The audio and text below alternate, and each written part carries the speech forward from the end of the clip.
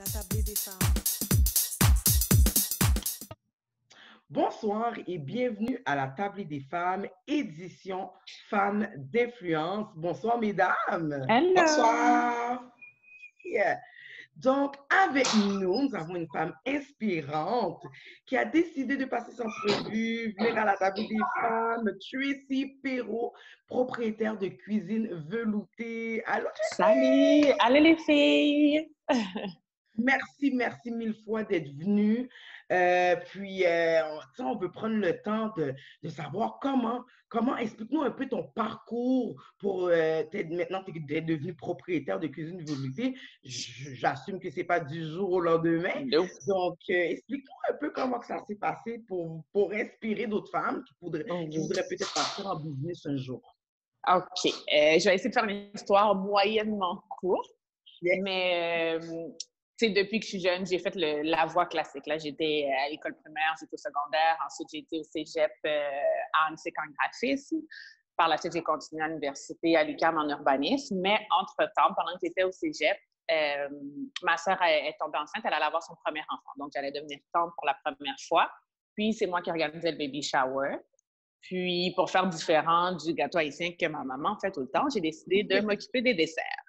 Mm-hmm. Donc, moi qui n'ai pas quelqu'un qui aime le sucré, le chocolat ou les desserts points, je voulais faire quelque chose de différent, justement, qu'on trouve à l'épicerie, que je trouve qui goûte rien ou qui est trop sucré dans les restaurants.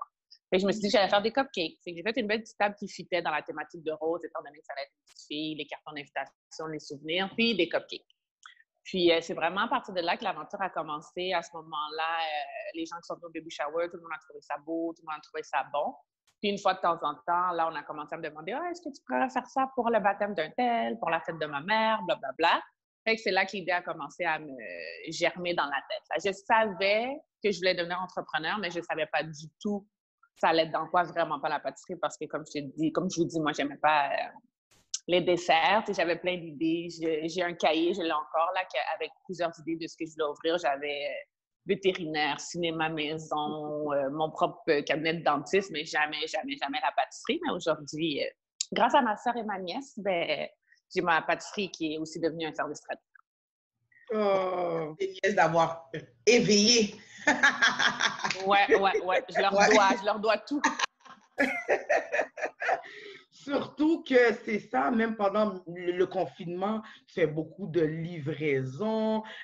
Justement, tu as participé avec nous pour le concours, pour remettre un cadeau à une maman. Puis d'ailleurs, cette maman-là m'a texté pour me dire que c'était super bon et yummy. Je sais que ta mère, pour la fête de sa fille, elle a commandé tout un ensemble.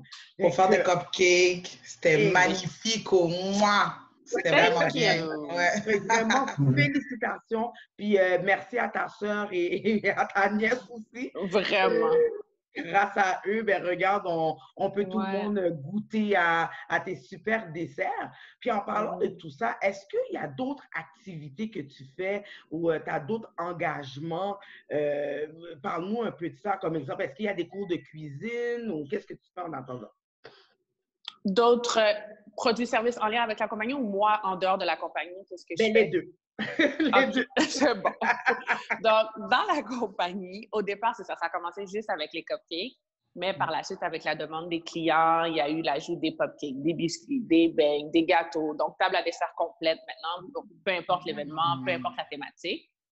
Puis sinon aussi, il y a eu les services d'ateliers de pâtisserie que j'ai débuté. Donc, soit pour les fêtes d'enfants, je me déplace chez les gens avec tout le matériel et la matière première qu'il faut, ou sinon, les gens viennent à la boutique pour faire l'atelier. Ça peut être ça, le fête d'enfants, soit dans les camps d'été, soit dans les activités de team bonding dans les bureaux. Puis, c'est justement ça que Tamar a fait. Avec la pandémie, on a dû se réinventer, étant donné qu'on ne pouvait plus aller chez les gens, que les gens ne pouvaient plus venir à la maison, puis toutes nos grosses commandes s'étaient annulées. Donc, j'ai repensé à ce concept-là. De un, pour les enfants qui sont à la maison, avec les parents, c'est plate, le temps commence à être long, il n'y a plus d'école. Fait que je me suis dit, ça pourrait être un bon moment pour s'amuser, puis apprendre, puis manger en même temps. Donc, j'ai refait mon packaging avec tout ce qu'il faut pour faire des cupcakes à la maison. Donc, tu as autant le beurre, les œufs, la farine, le sucre, la plaque pour le mettre dans le four, le fouet, tout. Témoin. On a un témoin. Tout. Sauf le lait. Sauf le lait. Parce que chacun boit son lait, puis c'est un petit peu trop liquide pour être dans la boîte. Puis, j'ai fait une vidéo qu'il y a un lien en ligne. Donc, quand les gens commandent la boîte, quand ta mère a commandé sa boîte, une fois que la livraison se fait, je leur envoie le lien pour dire « Votre boîte arrive sous peu, voici le lien pour faire l'atelier ensemble en ligne. » Donc, l'enfant, il joue au petit pâtissier en regardant dans l'ordinateur, dans la télévision. Fait que ça, c'est super cool. Puis, tu sais, je peux essayer d'expandre ça à travers le monde, juste à le traduire dans différentes langues. Fait que ça, j'espère pouvoir faire même d'autres éditions. Là, ça pourrait être une boîte pour des biscuits, des cupcakes, des gâteaux. Fait que ça pourrait se vendre vraiment, ça pourrait se rendre loin. Sinon, à part ça, il y a eu le volet salé qui s'est ajouté l'année dernière suite à un feu que j'ai eu en 2018 à mon premier local. J'ai déménagé, puis à force, depuis le temps que j'ai commencé, quand mes clients commandaient, admettons, un gâteau, une table à dessert, ils me demandaient souvent « Ah, est-ce que tu connais quelqu'un qui fait des bouchées salées ou un plat? » Donc, tu sais, ça me trottait souvent dans la tête parce qu'on me le demandait souvent. Fait que je me suis dit, tant qu'à référer toujours à d'autres, bien, je pourrais tout faire à l'interne. Fait qu'en déménageant ici, on a ajouté le volet salé, puis c'est pour ça que c'est pâtisserie et service traiteur. Fait que ça, c'est pour la compagnie. Yes. Sinon, moi, je fais beaucoup de choses, honnêtement, avec mon parcours d'entrepreneur. Je me suis rendu compte que j'en mange de l'entrepreneuriat. Puis, les gens commençaient à m'approcher naturellement pour me poser des questions. « Ah, j'aimerais ça me lancer. Comment je pourrais faire ci? Comment je pourrais faire ça? Où est-ce que tu as fait ici? » Donc, j'ai comme développé un peu j'ai développé mon blog, puis je suis devenue un peu mentor, coach en entrepreneuriat. Puis, prochainement, avec un autre ami qui est entrepreneur aussi de l'entreprise qui est Viva, qui fait des photos booths. On fait partie du Club d'entrepreneurs Québec, donc on va faire des formations. On devait les faire en personne. On avait une salle qu'on avait louée, mais là, avec la pandémie, ça va être en ligne. Donc, on va lancer ça bientôt. Sinon, à Laval, je suis quand même vraiment impliquée là dans la Chambre de commerce, ou sinon, je fais partie du comité de la table d'action en entrepreneuriat de Laval. Ça, c'est pour encourager, mettre de l'avant tous les organismes ou entreprises qui veulent faire des initiatives pour encourager l'entrepreneuriat à Laval. Fait que c'est pas mal ça. Puis je fais partie des recrues qui sont les ambassadeurs de l'entrepreneuriat à Laval. Fait que vous voyez, c'est pas mal toujours en lien avec l'entrepreneuriat à Laval. Mais c'est le fun que ça fait façon-là. Oh, excuse-moi. Tu es une femme motivée, puis tu vas de l'avant. C'est ça qui est cool avec toi. C'est vraiment ça. Pour de vrai, girl, t'es un modèle. Bravo. Merci. J'ai une question qui m'est venue, qui est venue pas part dans ma tête. Où est venu le nom? Pourquoi cuisine veloutée? Où ça vient d'où? Ça a commencé avec... bonne question, oui. En fait, c'est Baiser. Le nom Inc., si on recherche sur le registre des entreprises, c'est Baiser Velouté Inc. Donc, c'est ça au départ. Puis comment qu'on a trouvé ça? C'était quand j'ai fait la première table à dessert pour ma sœur, j'ai fait avec une amie d'enfance. Puis après ça, quand on a vu que les gens aimaient ça, on a commencé à brainstorm pour un petit nom avant d'ouvrir la première page Facebook. Puis c'est vraiment avec un sondage amis-famille. Ça a commencé avec Tracy au pays des délices. Je sais pas, on avait plein d'idées. Je sais pas comment c'est tombé sur des évolutions, mais je suis tellement contente. Ça a été un mélange. On avait comme Velvet en tête. Bisous sucrés, je sais pas, un mélange de plein de choses, mais je suis vraiment contente parce que ça sort de l'ordinaire. Puis, à Baiser Velouté, on a ajouté le nom commercial qui est Cuisine Veloutée. Étant donné qu'on faisait le changement avec le volet salé, on a pensé que faire une petite différence. Mais les deux, Baiser Velouté ou Cuisine Veloutée, c'est la même chose. C'est la même chose, nice. Ouais. Nice.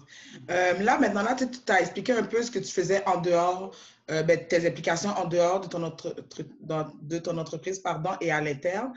Avec la pandémie, comment tu t'es réinventée. Qu'est-ce que tu peux dire aux femmes, elles qui allaient ou qui devaient se lancer avant la pandémie, puis là, c'est arrivé, puis elles sont soit découragées, elles pensent qu'elles doivent abandonner, ou celles qui se disent éventuellement, elles aimeraient ça aussi soumettre en entrepreneuriat, qu'elles ont quelque chose, mais elles ne savent pas trop qui, quoi, quand, où. Tu as parlé tantôt que tu allais donner une formation en ligne. Qu'est-ce que tu peux leur dire? Écoute, pour celles qui venaient de se lancer ou qui allaient se lancer, puis que la pandémie est arrivée, je pense que pour celles qui allaient se lancer, je crois qu'elles ont juste plus de temps pour mieux préparer leur lancement, leur nouvelle entreprise sérieux.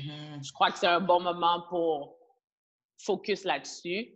Pour celles qui venaient de se lancer, tout dépendant c'est quoi. C'est sûr, si tu venais d'ouvrir un restaurant, puis là, il y a la pandémie, c'est vrai que ça c'est raide, là, on va se le dire. Fait que c'est sûr que pour eux, j'espère qu'ils ont accès à toutes les subventions, mais encore une fois, c'est ça, c'est le temps de repenser à son plan, puis essayer de virer en ligne, de faire des livraisons, de faire des pick-up. Tu sais, si tu es dans restauration, dans tout ce qui est comme ouvert ou qui peut se faire livrer, tu as moyen de te réinventer. C'est sûr qu'il y en a ceux qui sont dans l'événementiel, admettons, qui sont organisateurs d'événements. Ceux-là, c'est beaucoup, beaucoup plus dur, ou les plateaux de tournage, les maquilleuses, ces trucs-là. Je sais que là, bientôt, ça va recommencer petit à petit. Mais tu sais, même les maquilleuses, il y en a qui ont commencé à faire des consultations en ligne, des cours de maquillage en ligne, t'aides les gens à magasiner leurs produits, puis tu leur apprends comment... Tu sais, je pense qu'il y a toujours moyen, honnêtement. Puis si tu étais dans une autre branche, ben, en attendant de faire un side hustle, là, tout le monde s'est lancé à faire des seafood boil, des surf and turf, des plateaux de fruits de mer. Tout le monde a un talent quelconque là, à la maison, que ce soit le chant, la nourriture, le dessin, l'art. Mets-toi à peindre, puis vends-les. Je pense qu'il y a toujours moyen. Puis si tu ressens aucune passion dans toi, ben pour de vrai, va appliquer en attendant à la pharmacie ou au McDo. Il y a plein d'endroits là que ils cherchent du monde à n'en plus finir. La SAC, Cookit. Fait que je pense pas que personne a une excuse pour rien faire ou sombrer dans la déprime en ce moment, là. Vous avez entendu? C'est ça. Ouais. Non, vraiment. Puis je suis témoin parce que l'automne dernier, je dois vous avouer que ça allait pas super bien, puis je me laissais aller, puis j'allais sombrer dans la déprime. Mais c'est vraiment, c'est juste toi qui peux sortir de ça, puis te remettre sur pied, personne ne va le faire pour toi. Fait que c'est vraiment juste de changer ton state of mind, ta façon de penser. Enlève, comme brush off tout ce qui est négatif, puis arrête de focus sur le négatif. Puis quand tu vois que tu transformes justement ton état d'esprit, puis tu focuses sur ce que tu contrôles, sur le positif, pour vrai, ça change la vie. C'est facile, pour vrai, il faut juste le faire. Nice. Ce que tu dis, c'est vrai, ça me fait penser aussi parce qu'on a tendance à juste vouloir voir le résultat et non le processus. Pourtant, il y a tellement de belles choses dans le processus aussi. C'est ça qui est fou. Il y a autant de belles choses dans le processus de qu'est-ce qui va arriver au final. Mais quand on veut ouvrir une business, exemple, on pense déjà, OK, mais là, d'ici 3 mois, il faut que je fasse déjà 5 000 $ ou tout. Non, passe à travers tes rencontres, la façon que tu as évolué, la façon que toi-même, tu es en train de update tes affaires. Tout ça, c'est aussi beau. Parce que ça peut plus te rapporter. Puis important. Ouais, c'est ça. Puis tu as raison. Puis c'est important de prendre conscience aussi, comme tu as dit, du chemin. C'est comme faire un enfant. Tu n'accouches pas d'un enfant de 25 ans qui est médecin, là. Il faut que tu lui enseignes, il faut que tu le formes. Est-ce que vous êtes les deux mamans ou juste toi? Les deux. Les deux mamans. Bon, ben, vous le savez mieux que moi, justement. Moi, je ne suis pas encore maman. Mon enfant, c'est la business. C'est la même chose. Puis, tu sais, les parties les plus difficiles ou quand vous chicanez votre enfant ou si, peu importe qu'est-ce qui se passe, c'est ces moments-là qu'on va encore plus se rappeler, puis comment qu'on a réussi à gérer ça. Puis finalement, quand vous allez voir votre enfant devenir un bel homme ou une belle femme, vous allez voir que vous avez fait une bonne job. Fait que c'est la même chose pour la business. Tu peux pas t'ouvrir une business puis te dire que dans 6 mois, toute la planète va débarquer dans ta porte puis tu vas faire des millions. Ça marche pas comme ça. Si ça t'arrive pour vrai, c'est né sous une bonne étoile ou c'est le legacy de la famille, je sais pas, là, mais ça se fait pas du jour au lendemain. Puis, pour vrai, d'essayer de comme, prendre conscience du moment à chaque étape. Tu sais, admettons, quand j'ai eu mon premier local commercial sur l'Évêque, avant que je sois ici sur de Laurentides, tu sais, quand j'ai eu mes clés, puis que je me suis assise pour la première fois dans mon bureau, j'ai comme fait une photo, une mémoire photo, whatever. Je sais pas comment dire ça, là, mais vous comprenez. Ouais, pour une photo mémoire. Genre, c'est ça, pour me rappeler. Exactement, parce qu'avant, j'ai commencé, j'étais chez mes parents, après ça, c'était dans mon appartement. Mais tu sais, dans une petite cuisine à la maison, ou quand j'étais chez mes parents, faire chier ma mère dans la cuisine, versus après, avoir mon four commercial, ma grosse table, pouvoir rencontrer des clients, avoir une adresse commerciale, c'est toutes des petites étapes qui sont en fait des grosses étapes. Fait qu'il faut prendre le temps de se taper sur l'épaule un peu une fois de temps en temps, là, puis juste de faire un petit pas de plus chaque jour. C'est ce que je dirais aux gens qui veulent se lancer en affaires, là. Juste fais-le. Essaie. Commence à quelque part. Fais un petit pas chaque jour. Fais ta to-do list. Fais ton vision board. Visualise-le. Si tu veux trouver un salon de coiffure, visualise-toi dans le salon en train de coiffer quelqu'un. Ça va t'apporter vers le but. Mais si tu dis, c'est difficile, tu vas rien faire de plus. Puis pour vrai, au pire, si tu as essayé et ça ne marche pas, c'est pas grave, là. La vie n'est pas finie. Demain, tu essaies autre chose ou tu vas dans un 9 à 5, c'est correct, là. Tant qu'il y a de la vie, il y a de l'espoir. C'est vraiment vrai. Oh, nice! C'est super beau conseil. Merci beaucoup. Je profite pour dire aussi la fête des mères haïtiennes, ça arrive. Regarde, faisez vos commandes. Je vais mettre les informations de Tracy à la fin, là, sur l'écran. Vous allez le voir pour aller sur son Facebook, Instagram. Elle fait des belles choses. C'est bon en plus. Et qu'on attend juste d'ouvrir pour que tu viennes, qu'on recommence, je veux dire, des confinements, que tu viennes à la librairie pour passer une entrevue. Qu'on goûte un peu tes gâteaux. Puis vous faire manger, c'est ça. Ouais. Jordana précise qu'elle goûter, c'est ça qu'elle précise. Elle précise le goûter. Tu comprends? C'est plus ça, tu comprends? Puis, ou qu'on vienne chez toi, on a vraiment hâte, mais je veux dire, en attendant, profitez tout le monde, guys, qui écoute pour les livraisons, pour les occasions spéciales.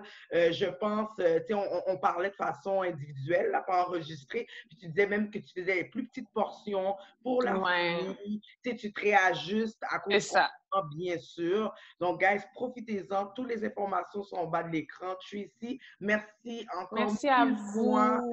On t'encourage, puis tu es vraiment une inspiration, puis continue. Merci vous aussi. C'est beau ce que vous faites de mettre de l'avant, justement, les femmes entrepreneurs. Là, on en a besoin. Fait que vous aussi, lâchez pas. Il en faut, on fait des belles choses, puis il faut que le monde soit au courant. Ouais, vraiment. Il faut qu'on sorte de l'ombre. Exactement. Bien dit. Merci les filles. Merci. À la prochaine. Bye. Au prochain gâteau.